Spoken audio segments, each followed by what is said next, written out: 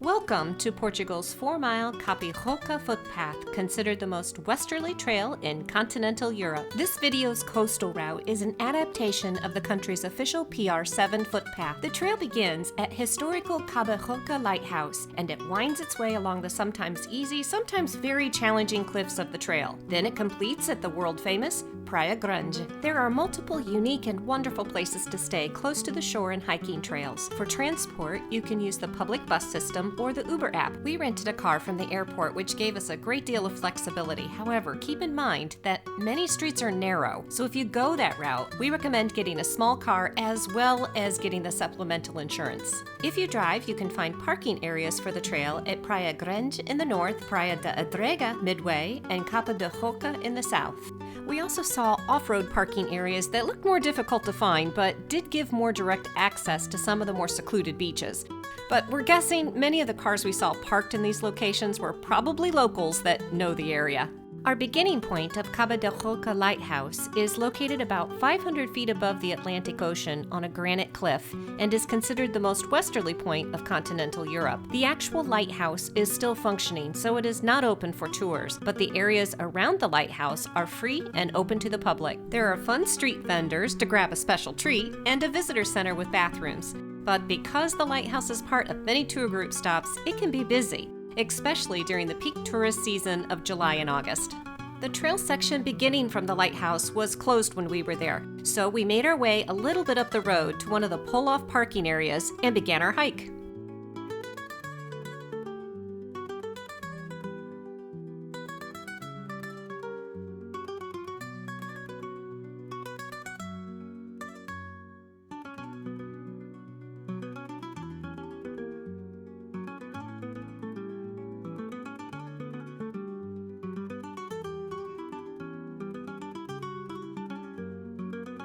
One of the most striking features of Praia de Aroeira is the secluded location. It is surrounded by towering cliffs and flanked by the Atlantic Ocean. Accessing this beach from the trail requires a great deal of effort, balance, and stamina, but if you can make it, you are rewarded with breathtaking views. We found the trail to be very well marked. The markers are painted on rocks and posts with a system of colors to help guide your way. White over red indicates the longer multi-day routes, while the red over yellow, which we were following, are the shorter routes that can be finished in a day.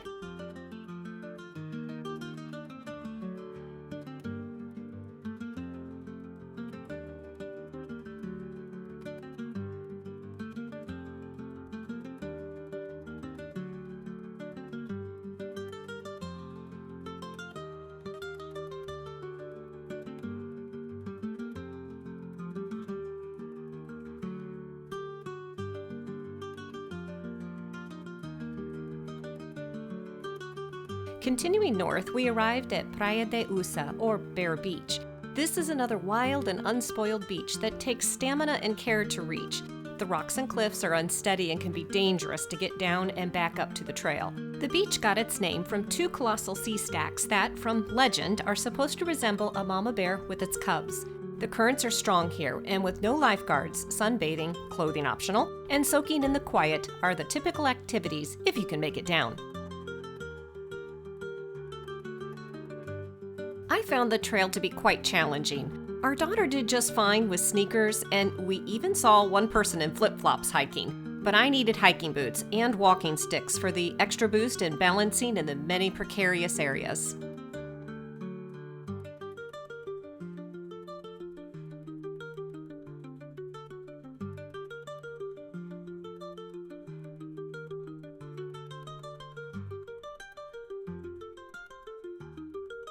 Praia de Adraga is an accessible, popular beach with parking, a restaurant, showers, and seasonal lifeguards.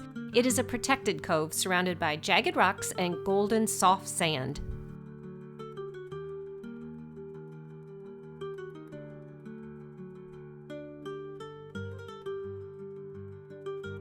A beautiful arch carved by erosion of the limestone rocks is a classic picture spot, and at low tide you can go around it to explore a string of grottos in the cliffs to the south.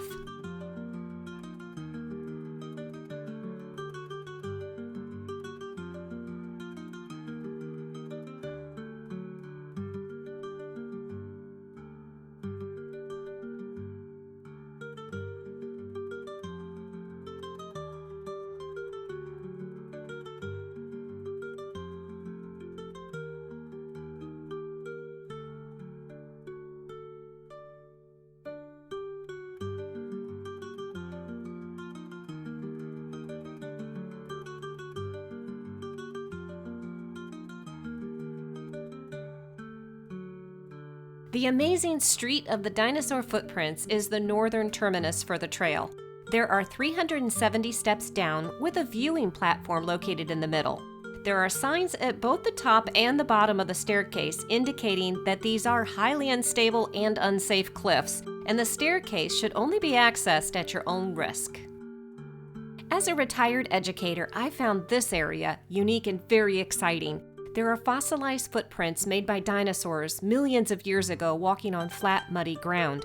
Then, with the shifting of the Earth's crust, the fossils were then folded on their side and thrust vertically to form the footprints on the centric cliffs that we can admire today. At the bottom of the dinosaur cliffs is Praia Grande. There are bathrooms, restaurants, and shops at this beach with a variety of rentals from a towel to surfboards and wetsuits. The beach is the largest in Sintra, and in addition to the dinosaur footprints on the cliff face, it is known for its great conditions for surfing. We actually tried our hand at surfing later in the week, which was super hard and exhausting. But the Portuguese people are some of the nicest and most patient people you will ever meet. So the instructors from the surf school we rented from made it a safe and fun adventure. Back at the base of the dinosaur cliff staircase, we decided to conclude our hike at the Bar do Fundo restaurant for some delicious food and drink. The restaurant is a restful conclusion to a perfect day. Thanks for joining us along Portugal's Cabo da Roca footpath, and be sure to join in on the conversation in the comment section and subscribe to stay connected to more great trails.